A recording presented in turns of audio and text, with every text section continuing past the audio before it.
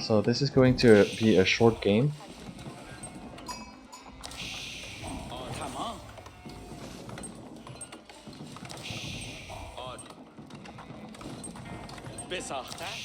One tiny remark I would is the sheep.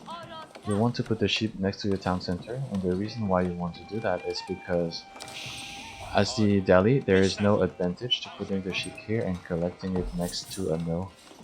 Whereas the Chinese, they actually get bonus taxes to do it. So it makes sense if you're playing Chinese to put the sheep next to the mill. As the Delhi and any other civilization, these need to be put next to the town center. Because if someone comes and raid your berries, then you're out of food. Whereas if you have sheep underneath the town center, you have safe food while you repel the attack onto your berries.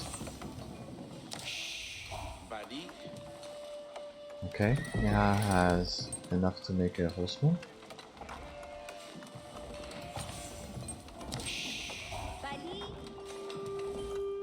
And she put it over there, okay.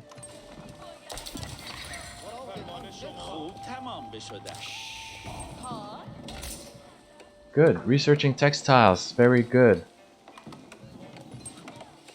I think I didn't include it in the build order, even though I know it's very important because I didn't want to make the build order too complicated. But it is so good that Neha actually thought of doing this. This is super important, it keeps your villagers much safer. Okay. Okay, this is Neha's scout. She has found one villager and one mill. This is so funny. This player has safe wood here, but somehow they decided that going here is a better spot. That's a waste of 50 wood and a villager.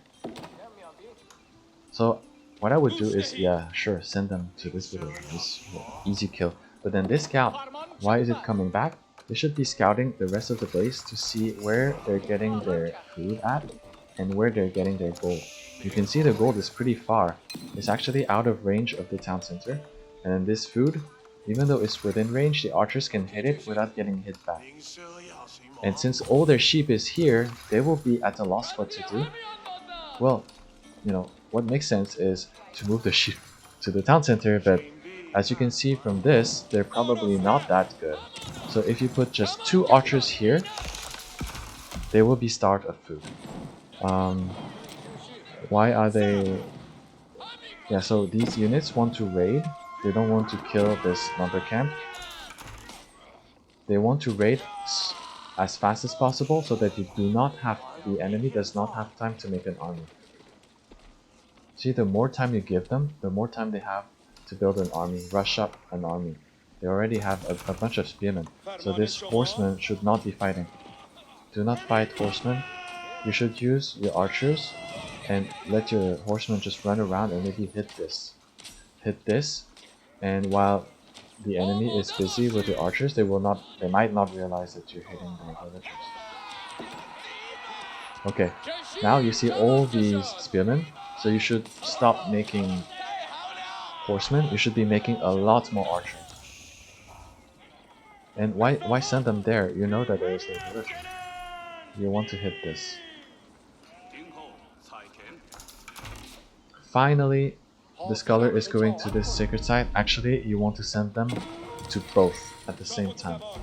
You see, you have 2 scholars in here. You can leave one in there and send the second one here, and then send 1 or 2 archers to wall both of them. These horsemen, they should have been raiding him. The focus in the beginning of the game like this is not to kill buildings, nor army, is to kill villagers and to distract them. But you saw the army of spearmen. You know that these horsemen are not safe. You don't want to do that. It's funny. See, this person also did not use attack move, and Neha also didn't use attack move. So the 2 armies cross each other. Don't fight. Don't fight. You want to fight here. Oh, where are they going? Oh, now they're going on wood. Oh, that's a huge waste of horsemen. That's a huge waste of horsemen. Again, you can see how the destroyed value now is more for the Chinese player than the the Delhi, because the Delhi sent horsemen into spearmen. This is good. This is good. Realizing that they have spearmen and that you should be more focusing on archers. However, since they have horsemen now, you also want a few horsemen to defend your archers or spearmen. And even if you didn't send the second scholar now earlier, you can send this one now to take this one. And then it will force them to try and take it down, otherwise they will face a sacred victory for the Delhi. What's going on? It's nearly time to go to the castle age according to the build order, so okay, that's good.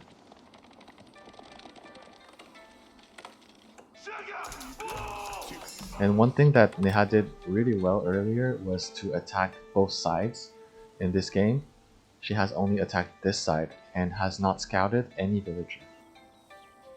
She could have gone here to scout here, and she could have gone here maybe to scout the wood, and she would have known that she could have sent a bunch of horsemen here to kill these, or archers. So you can see how the Chinese is not that strong either, because they're staying under the fire of the archers. Archers who have a bonus against spearmen. And yeah, there is no way you can burn that down with just a few spearmen while under the fire of archers. So now the destroyed value for Neha is increasing. But you can see how it's still a third less than that of the Chinese.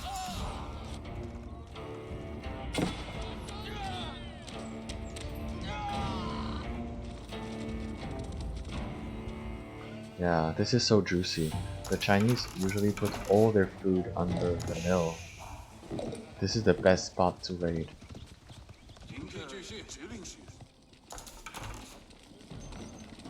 It comes back to using the scout. Let's see where the scout is right now. The scout is, okay, scouting. This is good actually, using your scout to scout. You know, you have a stables, so you could have 2 or 3 scouts, post them one here, post one over there, and maybe post one over there so that you know what is coming, and then you can prepare accordingly.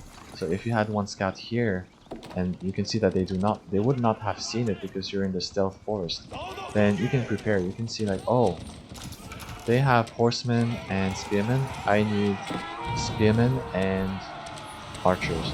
And these archers, why do they go out here? They should go into here so that they can shoot without getting hit back. So, see? Now they're getting hit back. And that's how you can avoid losing units.